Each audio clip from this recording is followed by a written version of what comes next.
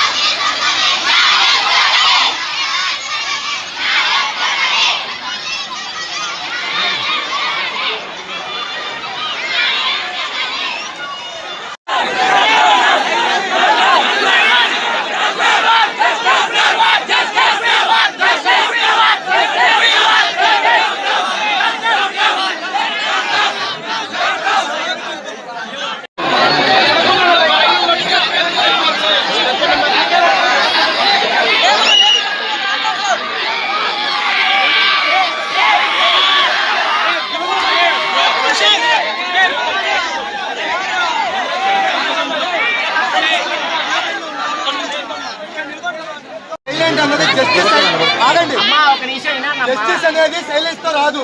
అది చెప్పట్లా. విషయం క్లారిటీగా కమ్యూనికేట్ అవటం సైలెంట్ గా అవ్వాలి. కానీ కమ్యూనికేట్ అనేది చాలా మంది తెలిసిపోయింది, మినిస్టర్ల దగ్గరికి వెళ్ళిపోయింది, మీడియా ద్వారా స్ప్రెడ్ అయింది. పోలీసులు ఎటువంటి ఆధారాలు లేవు, ఇంకోటి ఏం లేదని చెప్తున్నారు. అది ఉందా లేదా